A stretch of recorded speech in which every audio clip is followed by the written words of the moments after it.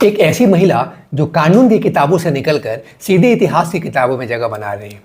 नेपाल में चल रहे जन आंदोलनों की आग में जहां युवा पीढ़ी यानी जेन सड़कों पर उतर आई थी, भ्रष्टाचार के खिलाफ आवाज बुलंद कर रही थी, वहां एक नाम उभरा है। किसका? सुशीला कार्की, नेपाल की पहली और एकमात्र महिला मुख्य न्यायाधीश जिन्हें अब अंतरिम प्रधानमंत्री के रूप में चुना गया है। कल रात में चुना गया, देर शाम तक। क्या यह महज संयोग है या न्याय की जीत? जैसा आपको पता है फ्रेंड्स कि नेपाल में के हिंसक आंदोलन के बाद प्रधानमंत्री ओपी शर्मा ओली ने इस्तीफा दे दिया था।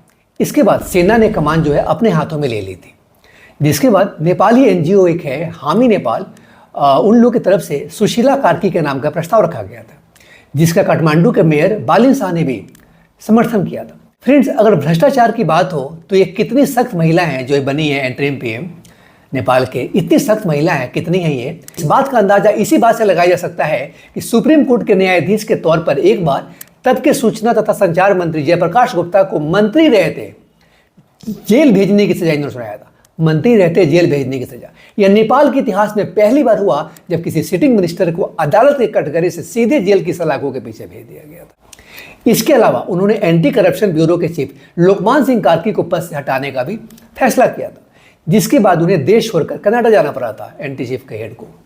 तो बहुत सख्त न्यायाधीश रही है, वही कह रहा। खैर, तो इनको अब नेपाल की अंतरिम प्रधानमंत्री बनाया गया है, इंटरिम प्राइम मिनिस्टर नेपाल की। आज के इस वीडियो में फ्रेंड्स हम लोग सुशीला कार्की के जीवन की हर बात पर चर्चा करेंगे, जो जानना बेहद जरूरी है, उनके बचपन से लेकर हाल की राजनीतिक उथल पुथल तक। तो अगर आप न्याय, साहस और महिला सशक्तिकरण की कहानियां पसंद करते हैं, जो रियल है स्टोरी, तो यह वीडियो आपके लिए। मैं आशीष शरण और आप देख रहे हैं अनजिप्ड। और अगर आप ये वीडियो फेसबुक पे देख रहे हैं तो फिर आप देख रहे हैं न्यूज अनजिप्ड। आइए इस वीडियो में आगे बढ़ते हैं।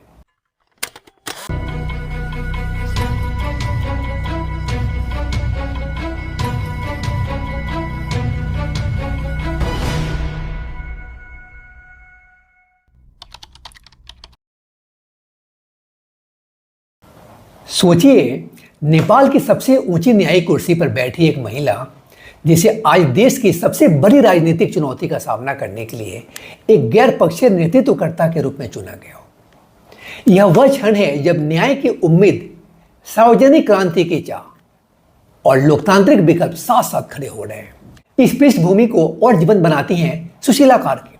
मतलब नेपाल में राजनीतिक उथल पुथल के बीच जब सत्ता में बैठे नेताओं के घर जलाए जा रहे थे और सड़कों पर युवा पीढ़ी का गुस्सा फूट रहा था, एक नाम सामने आया। किसका? सुशीला कार्की। 73 वर्षीय सुशीला कार्की को नेपाल के जन प्रदर्शनकारियों ने देश का अंतरिम प्रधानमंत्री चुना है।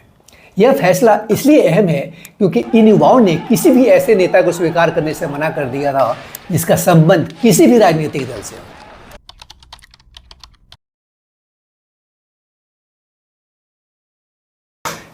सुशीला कार्की का जन्म 7 जून 1952 को नेपाल के विराटनगर में हुआ था।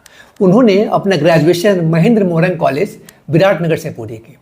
त्रिभुवन यूनिवर्सिटी का नाम त्रिभुवन यूनिवर्सिटी, कॉलेज का नाम ये था।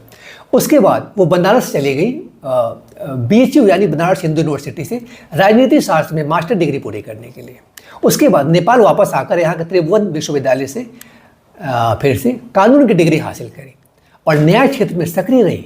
1989 में उन्होंने एक वकील के रूप में अपना करियर शुरू किया और 2007 में वह सीनियर एडवोकेट बने। अपने वकालत के दिनों में वो विराटनगर बार एसोसिएशन की अध्यक्ष भी रहे। इसके साथ ही वो कई कॉलेजों में लेक्चरर के रूप में भी पढ़ाती थी, लेक्चरर के रूप में भी काम कर चुकी हैं। साल 2016 में उन्होंने इतिहास रचते हुए नेपाल की पहली महिला मुख्य न्यायाधीश का पद संभाला। उनके इस कार्यकाल में कई महत्वपूर्ण और साहसिक फैसले लिए गए थे फ्रेंड्स। उन्होंने भ्रष्टाचार के खिलाफ सख्त रुख अपनाया भ्रष्टाचार के खिलाफ, और भ्रष्टाचार के आरोप में एक मौजूदा मंत्री को जेल भेजने का आदेश दिया, जो बताया ऊपर।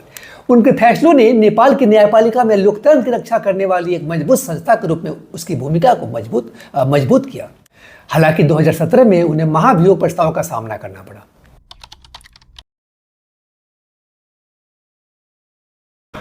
हुआ ये था कि नेपाल की संसद में एक बार सुशीला कार्की के खिलाफ महाभियोग का प्रस्ताव लाया गया था फ्रेंड्स, जिसके बाद कुछ दिनों तक उन्हें अपने पद से निलंबित रहना पड़ा। बाद में कोर्ट ने उनके निलंबन को खारिज करते हुए उन्हें दोबारा प्रधान न्यायाधीश के रूप में काम करने के लिए फैसला सुनाया। हालांकि उन्होंने सरकार के रुख से आहत होकर कि भाई कैसे ये लेकर के आ गए, ये प्रस्ताव, उससे रुख से आहत होकर अपने पद से इस्तीफा दे दिया था उन्होंने। दरअसल नेपाली कांग्रेस के समर्थन से बनी प्रचंड की सरकार ने व्यवस्थापिका और कार्यपालिका के काम में उनके बढ़ते हस्तक्षेप से नाराज होकर महाभियोग प्रस्ताव लाया था। क्योंकि पहले तो उन्होंने सिटिंग मिनिस्टर को पद से हटाया था, बताया था, फिर एंटी करप्शन हेड को हटाया, लेकिन उनका सबसे चर्चित मामला पुलिस प्रमुख की नियुक्ति से जुड़ा था। फ्रेंड्स देखिए, हुआ ये था कि सरकार ने जिया बहादुर चंद को पुलिस प्रमुख नियुक्त किया था, लेकिन सुशीला कार्की की अदालत ने इस फैसले को पलट दिया और नवराज सिलवाल को इस पद के लिए योग्य माना। इसी के बाद मई 2017 में नेपाली कांग्रेस और माओवादी दलों के 249 सांसदों ने उन पर महाभियोग का प्रस्ताव लाया। उन पर आरोप लगाया गया कि उन्होंने कार्यपालिका के फैसलों में हस्तक्षेप किया और पक्षपातपूर्ण रवैया अपनाया। इस महाभियोग प्रस्ताव पर फ्रेंड चर्चा भी नहीं हुआ था, लेकिन संवैधानिक प्रावधान की वजह से उन्हें निलंबित होना पड़ा। हालांकि जनता के भारी दबाव और सुप्रीम कोर्ट के आदेश के बाद ये प्रस्ताव वापस ले लिया गया। अभी बताया तो पर आपको, फिर उन्होंने रिजाइन कर दिया कि नहीं मुझे नहीं रहना ऐसी कुर्सी में, क्या फायदा। फ्रेंड्स इस घटना के कारण सुप्रीम कोर्ट ने संविधान के उस नियम को बदल दिया जिसमें महाभियोग प्रस्ताव पेश करने के साथ ही प्रधान न्यायाधीश को निलंबित किए जाने के प्रावधान थे। ऐसा सिस्टम बना हुआ था कि करो और हटा दो तुरंत, कुछ प्रस्ताव वो बहस नहीं करनी। हालांकि इस घटना ने सुशील कार्की को एक ऐसे व्यक्ति के रूप में स्थापित किया जो राजनीतिक दबाव के सामने नहीं झुकते। रिटायरमेंट के बाद भी सुशीला कार्की ने अपनी सक्रियता जारी रखी। फ्रेंड्स आपको जानकर हैरानी होगी कि सुशीला कार्की न सिर्फ जज थी बल्कि एक लेखिका भी थी। उन्होंने 2 किताबें लिखी हैं। पहली है न्याय, जो उनकी आत्मकथा है, और 28 दिसंबर 2018 को प्रकाशित हुई।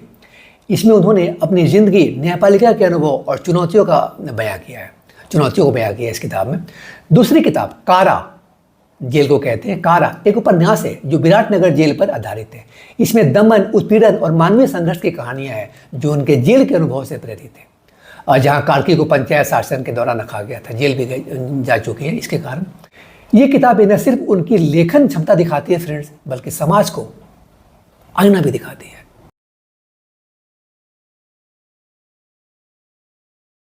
सुशील कार्की की कहानी हमें सिखाती है कि चुनौतियां कितनी भी बड़ी क्यों ना हो, ईमानदारी और साहस से उन्हें पार किया जा सकता है। आज नेपाल के संकट में जब जेएनजी उन्हें अंतरिम पीएम के रूप में देख रहा है, तो यह उनकी विरासत का प्रमाण है। नेपाल के जेएनजी आंदोलनकारियों ने सुशीला कार्की को इसलिए चुना क्योंकि उनकी छवि एक निष्पक्ष और न्यायप्रिय जज की रही है, जो किसी भी राजनीतिक दल से जुड़ी नहीं है।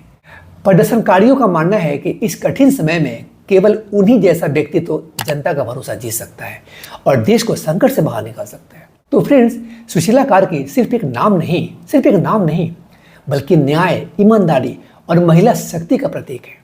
उनके जीवन से सीख मिलती है कि सच्चाई की राह पर चलकर कोई भी इतिहास रच सकता है। नेपाल के इस नए अध्याय में क्या वे देश को नई दिशा देंगे? आप क्या सोचते हैं? कमेंट में जरूर बताइए और इस वीडियो को शेयर करें और लाइक भी करिएगा। मैं आशीष शरण और आप देख रहे थे अंजिप्ट। और अगर आप ये वीडियो फेसबुक पे देख रहे थे तो फिर आप देख रहे थे न्यूज अंजिप्ट। मिलते हैं फिर अगले वीडियो में किसी और स्टोरी को अंजिप्ट करते हुए। Till then stay connected and informed with our channel अंजिप्ट। Thank you.